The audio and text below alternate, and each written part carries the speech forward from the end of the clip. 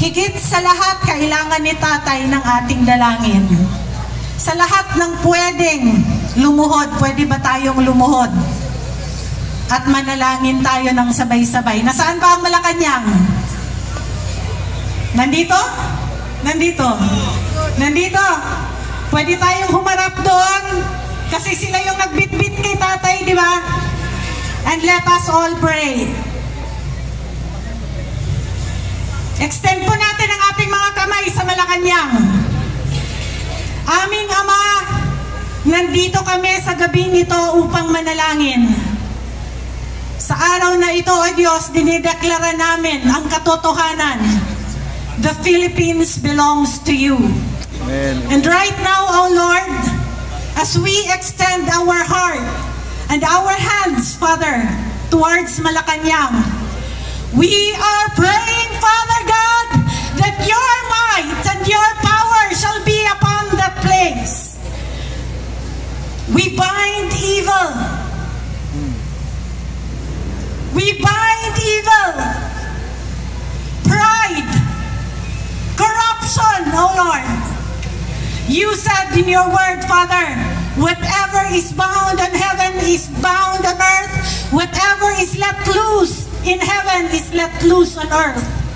And so right now we pray, you are king over Malacanang and you hold the lives of everyone who served there. Alam namin, O Diyos, na ang buhay ni Bongbong Marcos ay nasa kapalaran, ang kapalaran niya ay nasa iyo. Its beginning and its end is in your hand. Right now, Father, we pray, Lord, hold his heart, hold his mind, and hold his life. Father, we are asking, Lord, for your forgiveness upon every person, O Lord God, in this place.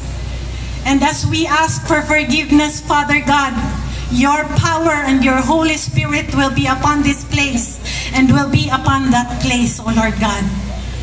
Lord, alam mo ang motibo ng kanilang puso at ang sabi ng iyong salita, you judge us according to the motives of our hearts. And so right now, Lord, we just pray, Father God, that you judge the heart of President Marcos.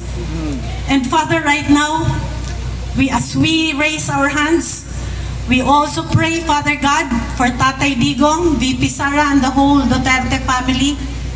Hold their lives. Hold their lives. Amen. And your protection shall surround them. Send your angels, O Lord. Yes. Alam nyo ang puso ng bawat Pilipino na nandito na nagtitipon, ang aming pagmamahal sa Kanya, ang aming pagpapasalamat sa iyo, O Diyos, dahil binigay mo sila sa amin.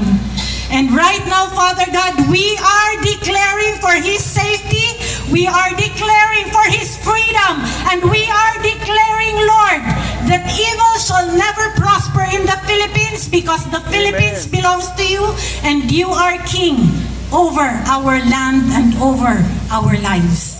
We thank you, Father, because our prayers are answered. Nagpapasalamat kami, O Diyos, dahil tinanggal mo and you have uprooted the evil that is sitting in Malacanang. Hallelujah. It is the devil, O Lord God, that we have defeated, and we know, Lord, that victory is ours, that victory is for the Lord Jesus, and victory is for the Philippines. We thank you and we shout, Hallelujah! Hallelujah! Hallelujah! Hallelujah! Hallelujah! And we shout, freedom is upon President Duterte and upon the Filipino people. In Jesus' name we pray. Amen. Amen.